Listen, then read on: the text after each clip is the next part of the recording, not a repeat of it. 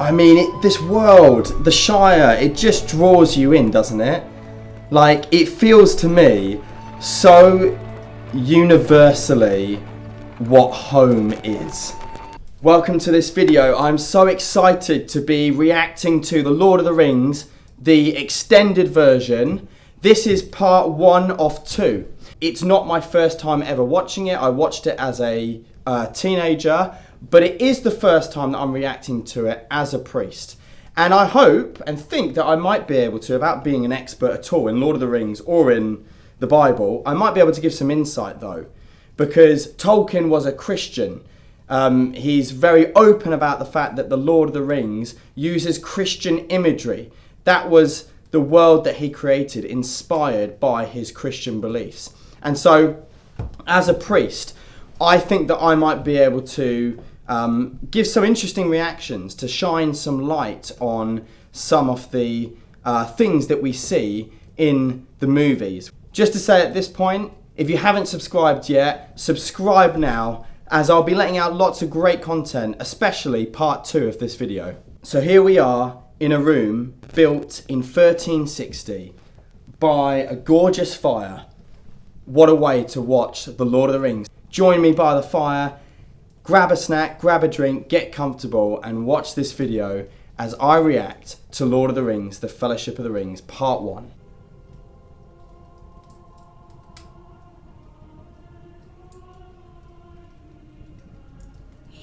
Even before anything happened, it's such a good start. It's so eerie, it builds up so much tension. Feel it in the water. Why are choirs so creepy?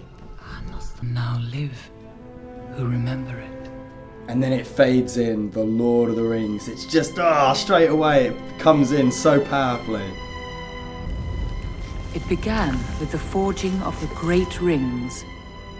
3 were given to the elves, immortal, wisest and fairest of all beings. Now that's a really interesting start because we're almost given the origin story. So we start, I know, and I remember enough to remember this isn't where we come in at the Lord of the Rings. We're given the background. And that's so similar, I guess, to the Christian story, because Christians believe that we're part of a bigger story, that our story is connected to the stories of the past. 7 to the dwarf lords, great miners and craftsmen of the mountain halls.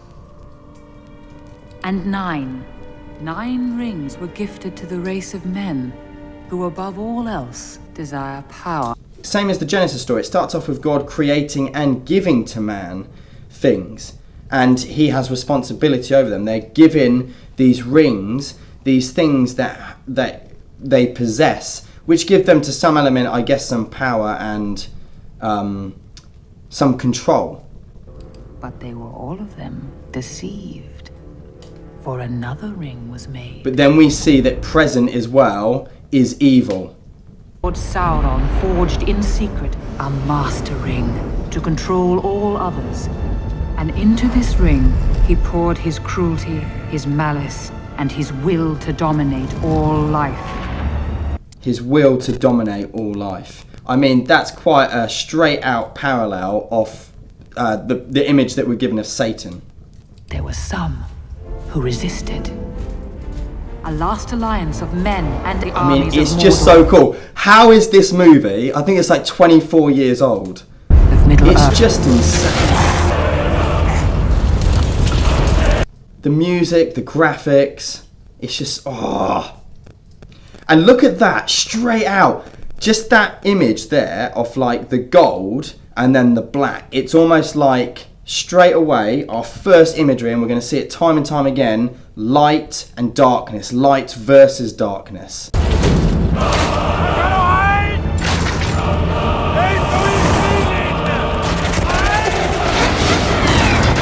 When all hope had faded, that Isildur, son of the king, took up his father's sword. We all have to take things up sometimes. Sometimes we don't want them, but we are the only person that can stand up to something. Sauron, the enemy of the free peoples of Middle-earth, was defeated. Really interesting there, the enemy of the free peoples. again, that's, very similar to a description or how Christians would see evil, spiritual evil, Satan, that he is against us being free. Way evil forever. But the hearts of men are easily corrupted, and the Ring of Power has a will of its own. Now Isildur is in possession of something that gives him power. Will he use it for good? Can he constrain it? It betrayed Isildur to his death. The ring came to the creature Gollum, who took it deep into the tunnels of the misty mountains. And there, it consumed him. It came to me. You see this thing that's shiny in gold that hobbits and different people and races think can be good actually ends up consuming them. That is very much what Christians believe about a lot of things in life. A lot of things can be good, but if we put our full focus on them and we think that goodness is found in that materialistic thing itself, it will end up just destroying us. It was picked up by the most unlikely creature imaginable. What's this? A hobbit. Bilbo Baggins of the Shire. A ring. For the time will soon come when hobbits will shape the fortunes of all. The unlikely character is the one that can have the biggest impact. It's not about those who are able or strong. It's about those who are willing and humble and perhaps recognize their own weaknesses, that actually sometimes are the characters who can do the best good. Hobbits have been living and farming in the four farthings of the Shire for many hundreds of years, quite content to ignore and be ignored by the world of the big folk. It has been remarked by some that hobbits' only real passion is for food. A rather unfair observation, as we have also developed a keen interest in the brewing of ales and the smoking of pipeweed. This is like a real picture of how I think probably Tolkien saw society had become, that, and how people can just be, that we can love our comforts so much that we ignore some of the other things that we're meant to do, a greater purpose. But where our hearts truly lie is in peace and quiet. And this is the downside of a comfortable life. It's not that it's bad to have goodness and beauty around us, but how we react to it can be bad.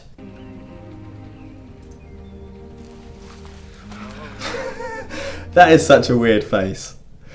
For all of the beauty and the way this film is just captured, there are some weird faces that are pulled in it.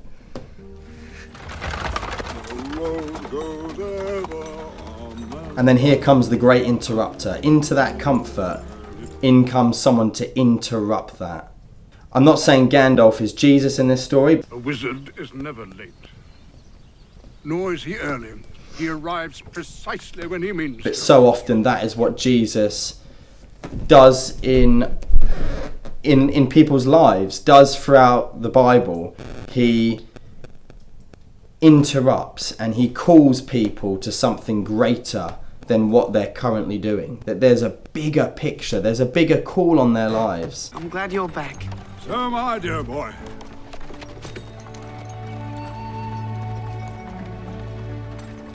So am I. I mean, this world, the Shire, it just draws you in, doesn't it? Like, it feels to me so universally what home is. I mean, maybe, I don't know, maybe that's because I'm English. This looks like English countryside, you know, where you'd go to a nice pub with a warm fire and get a beer. But yeah, there's something about it that just, to me, screams in my soul, this is home. This is comfort.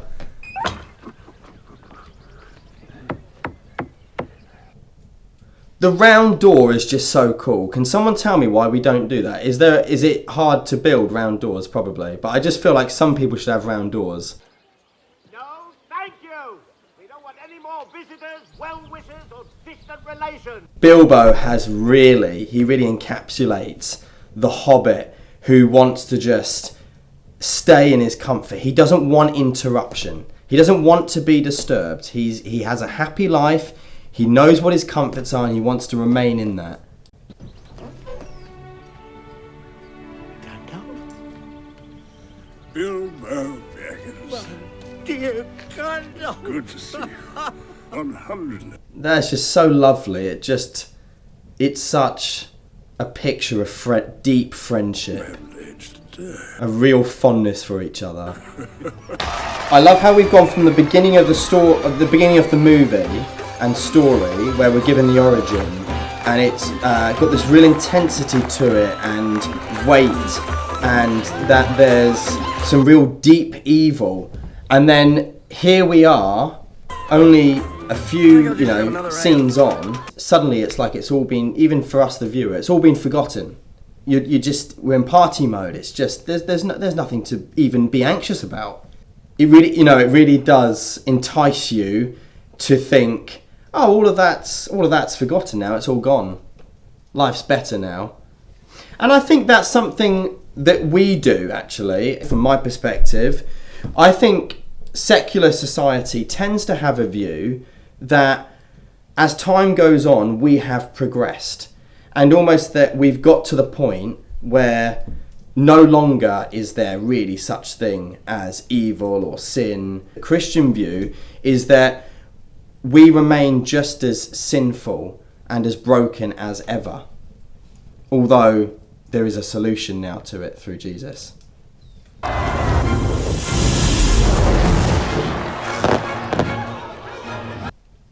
That is so cool. Been a dragon in these parts for 1,000 years. You see, there hasn't been a dragon in these parts for 1,000 years.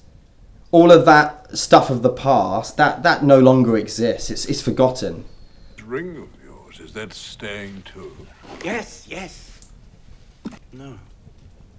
Wait, it's... So it's kind of like trivial. I get the sense that even Gandalf doesn't really know how evil or powerful this ring is. But there's now like a sense of it. Why shouldn't I keep it? I think you should leave the ring behind, Bilbo. Is that so hard? Now it comes to it. I don't feel like parting with it. It's mine. I found it. It came to me. That is what I think sin sounds like. Why shouldn't I be able to keep it? It's mine. I've earned all this. I have been able to achieve all of this. It puts yourself as the one who is God, as the one who has achieved these things, that you have somehow earned it, and then you're a slave to it. Oh, my business isn't of yours what I do with my own I things. think you've had that ring quite long enough. You want it for yourself. Bilbo Baggins! Do not take me for some conjurer of cheap tricks. I am not trying to rob you.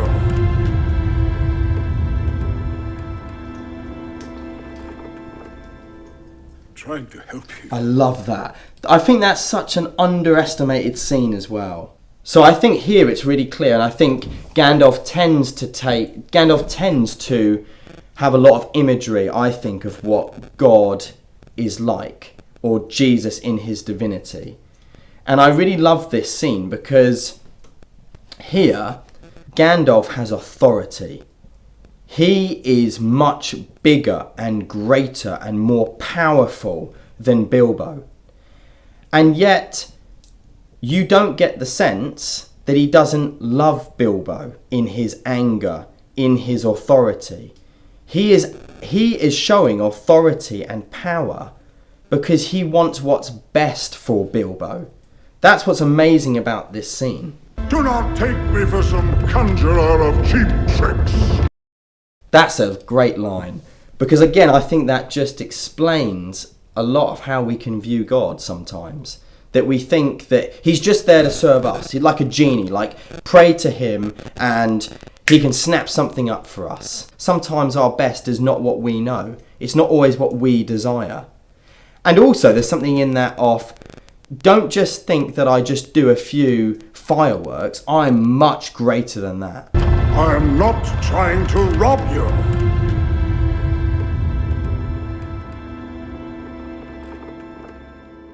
I'm trying to help you.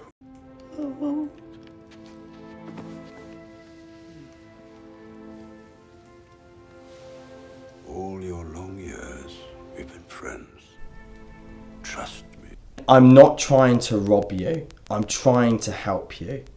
How often in my spirit and heart have I heard God whisper that to me when I think that actually his will is trying to rob me from something, that life's unfair. God doesn't try and rob us. He tries to help us, to guide us, to take us to the places where we are truly called to be.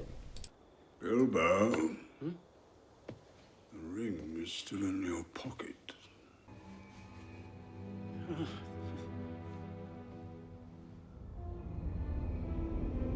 Can he let go? Can he let go of the thing that he thinks is giving him freedom but is in fact enslaving him? Real picture of sin, that. Goodbye, Gandalf. Goodbye, dear Bilbo.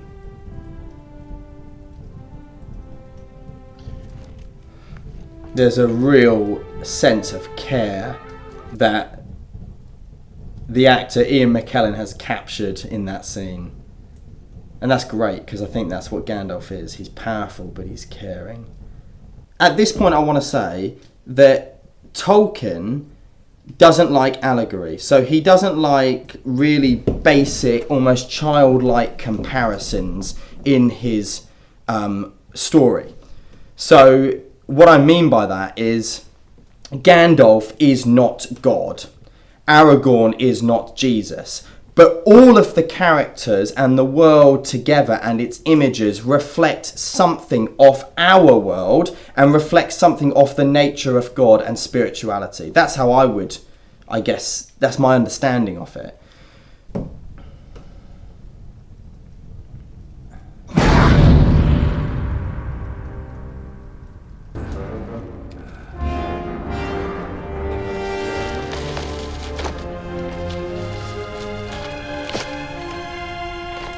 This is really interesting that he goes back to the old dusty books, to the past, to find wisdom.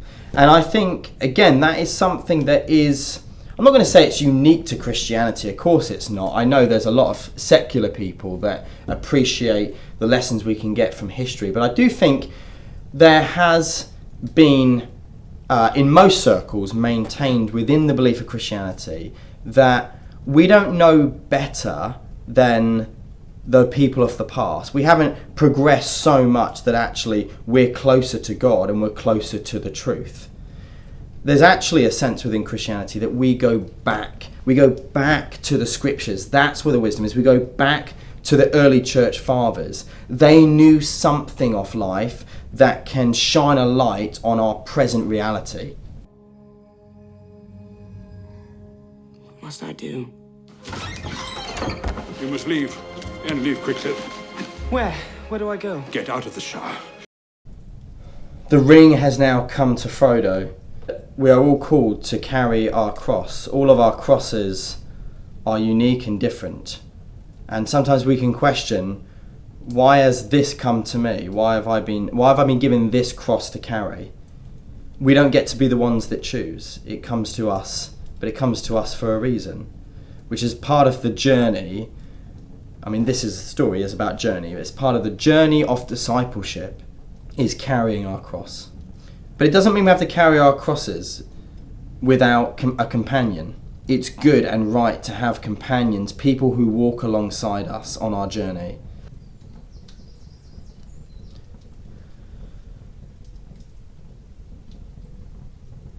Sorrow.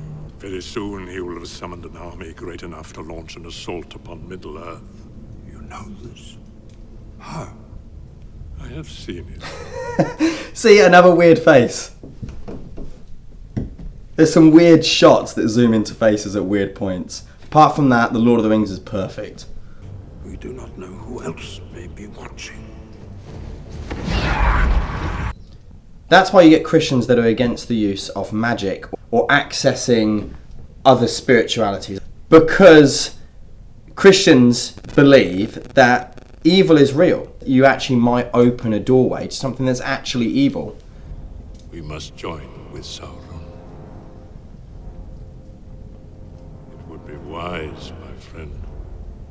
Tell me, friend, when did Saruman the Wise abandon reason for madness?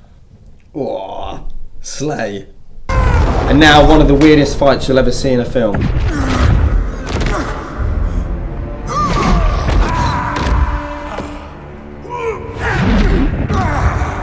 Aiding me willingly, but you... Get off the road! Quick!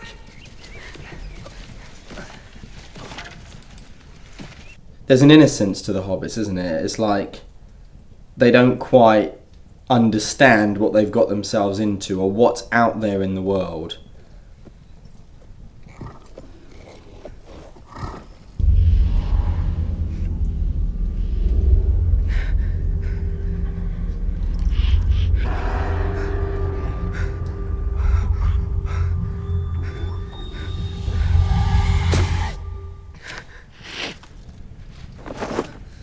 Paul talks about in the Bible the difference between the spirit and the flesh.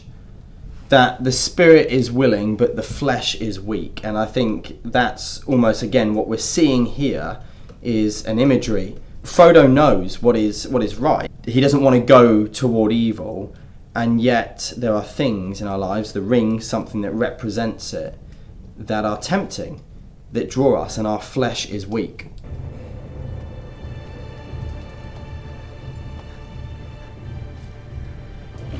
Oh, what a creepy shot.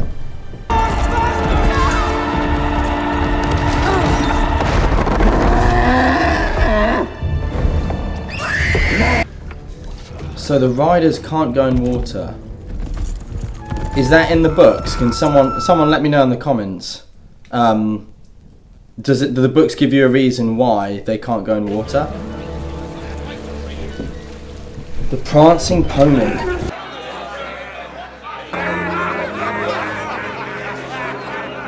This has such a feel of an English pub. They really, really capture that. I don't know why, because it's obviously a different world, and I'm not saying our pubs are full of hobbits and all sorts, but it has that real feel of an English pub. It's a pint. It comes in pints? Oh. I can get you one. Pippin! Steady on!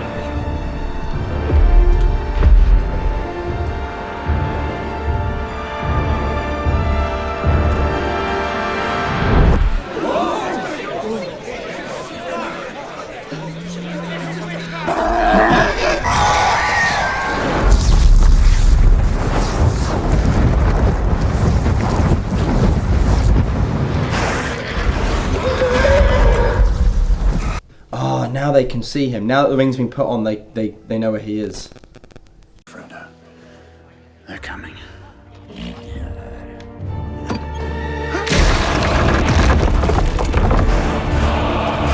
Were once men, great kings of men. Then Sauron the Deceiver gave to them 9 rings of power. Sauron the Deceiver. Imagery of Satan being the great deceiver. Blinded by their greed, they took them without question, one by one, falling into darkness. And now they are slaves to his will. And now they're slaves to his will. Sin, in the Bible, is portrayed as the thing that makes us slaves to ourselves and to evil.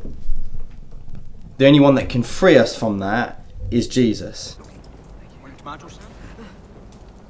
What are you doing?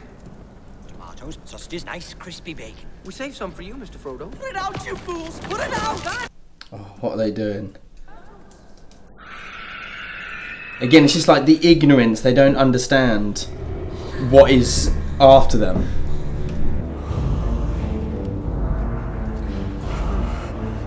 I don't stand a chance.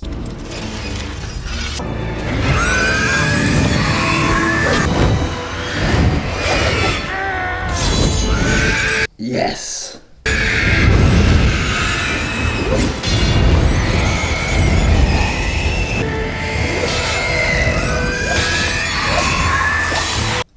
So cool. So cool.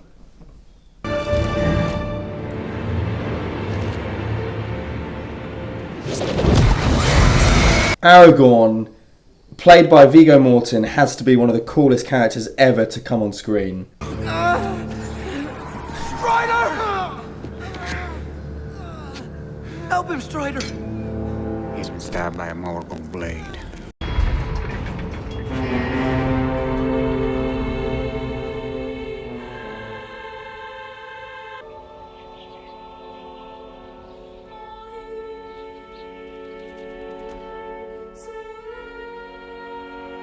Epic.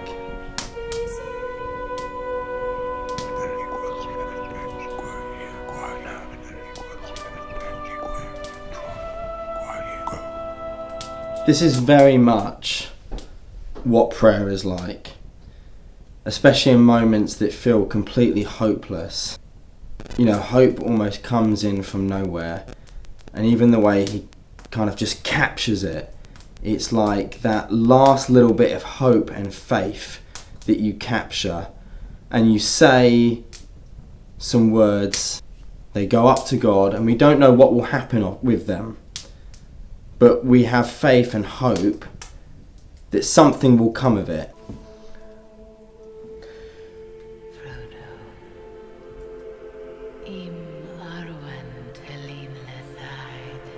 Frodo needs a miracle.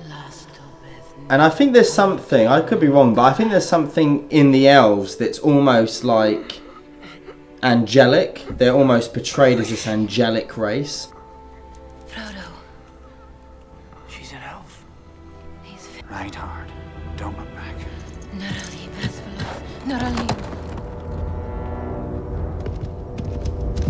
What are you doing? The race is still out there! We're starting to see that this journey is impossible without the help of others, and maybe even the help of the spiritual, the good spiritual realm. Just what a shot. I mean, that is just a cinematic shot. Look at that.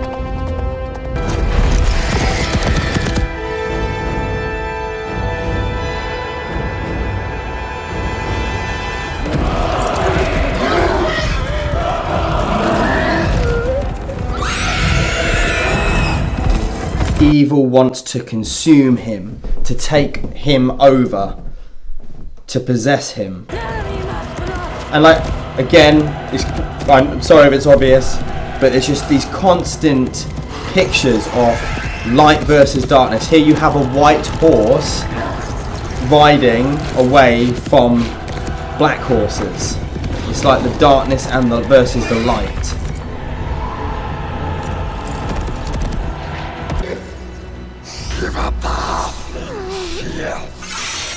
If you want him, come and claim him.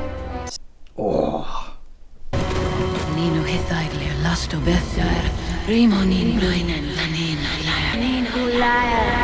I don't think Tolkien was a charismatic, but he obviously read the scriptures and he would have known about tongues, which is spoken about in the Bible, that there are tongues and there's also angelic tongues, and I said earlier about elves kind of representing the angelic.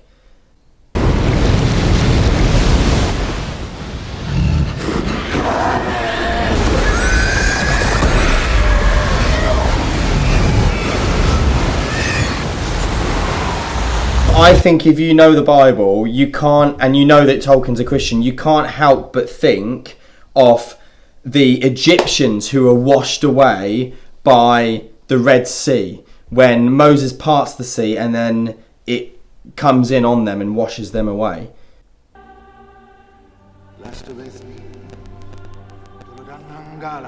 Another weird shot. Why do they do these shots? It's an amazing I would argue, almost perfect film. But those shots are just weird.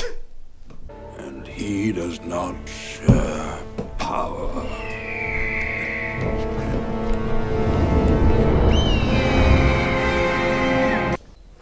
But they who wait for the Lord shall renew their strength.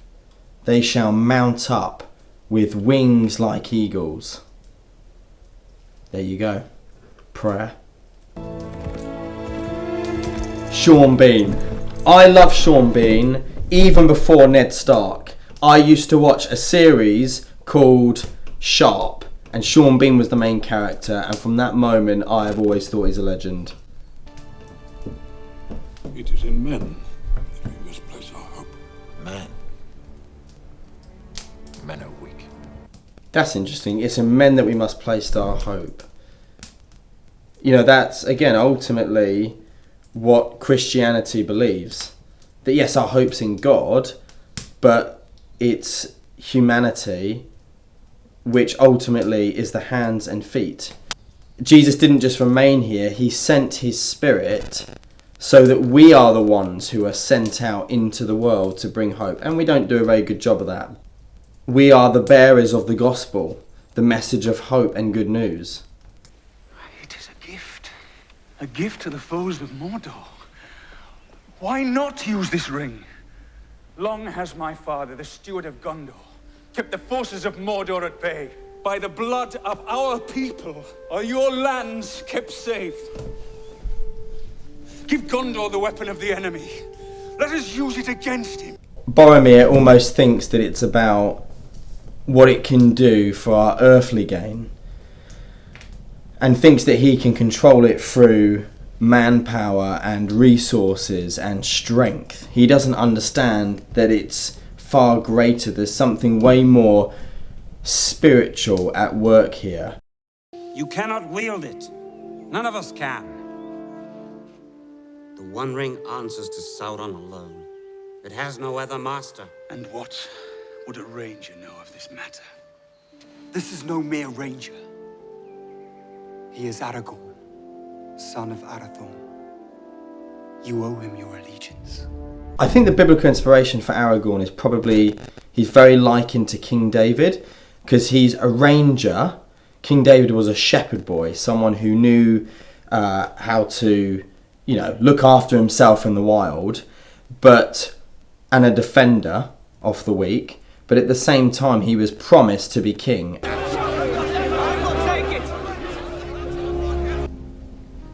I will take the ring to Mordor.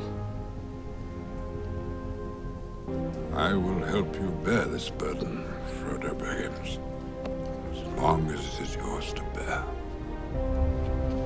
You have my sword. And you have my bow. And my axe. The only hope they have of defeating Sauron and the Ring is through being in fellowship with each other. It's only through that sort of spirit of bondedness and unitedness that they'd have any hope. Even though they're such a small number and they've got to do such a daunting task, it's very much a reflection in my mind of the image of the early church, that it started with just 12 disciples. It started with just a few hundred from the followers of Christ who were going to bear and spread this message.